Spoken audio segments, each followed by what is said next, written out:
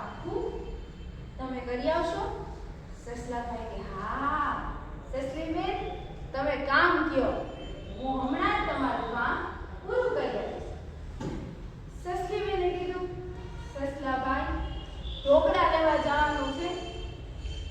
સસલાભાઈ કે આ વખતે તો તમે કીધું એ કામ પાક્કું જ કરી લાવીશ. એટલે સસલાભાઈએ તો થેલી લીધી અને એ જંગલમાં ઢોકળા લેવા જાય.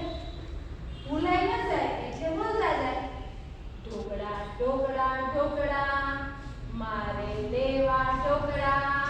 ઢોકળા ઢોકળા ઢોકળા મારે લેવા ઢોકળા.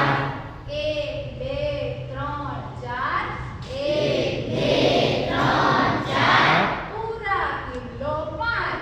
પૂરા કિલો 5.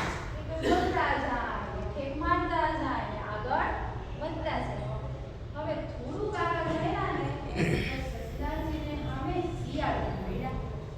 શિયાળભાઈ સસલાજીને ઊભા રહેતા. આમ કઈ બાજુ જાઓ છો સસલાજી, વાત તો કરો. એટલે સસલાભાઈ કે અમારે ઘરે તો મહેમાન આવવાના છે અને સસલીબેને મને ઢોકળા લેવાનું કીધું. એટલે હું તો ઢોકળા લેવા જાઉં છું. પણ શિયાળભાઈ તમે ક્યાં આવ્યા? એટલે શિયાળભાઈ કે અરે ભાઈ મારા ઘરે મહેમાન આવવાના છે અને ઠંડીના દિવસો છે એટલે હું તો ગોદડા લેવા જાઉં છું. વાત કરી અને બંને છૂટા પડી ગયા. હવે થોડાક આગળ રહ્યા ને એટલે સસલાજી વિચાર કરે કે સસલીબેને શું લેવાનું કીધું તું? હા ગોદડા લેવાનું કીધું તું.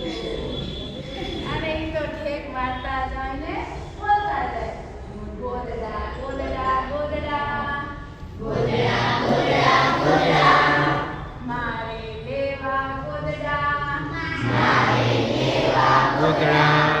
1 2 3 4 1 2 3 4 પૂરા કિલો 5. પૂરા કિલો 5. હવે તો ધીમે ધીમે ધીમે વિચાર કરતા જાય બોલતા જાય ને આગળ વધતા જાય.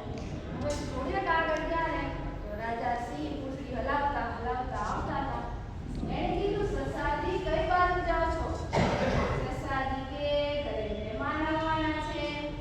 સસલીબેને ગોદડા લેવાની વાત કરી છે એટલે હું તો 5 કિલો ગોદડા લેવા જાઉં છું. પણ સિંહ રાજા તમે ક્યાં જાઓ છો? સિંહ રાજા કે મારે ઘર બદલાવાનું છે. એટલે સિંહણે કીધું કે થોડા કોથળા લઈ આવો. એટલે હું તો કોથળા લેવા જાઉં છું. એટલે સસલાજી કે સારું ચાલો. વાત કરીને બંને છૂટા પડ્યા. હવે જ્યાં આગળ હાલે તો વિચારે સિંહને શું લેવાનું કીધું હતું? હા કોથળા લેવાનું કીધું હતું.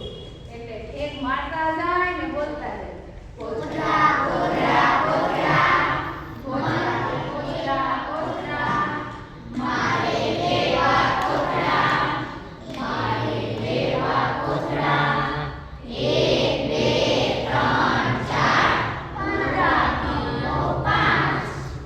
એ તો આગળ જોવે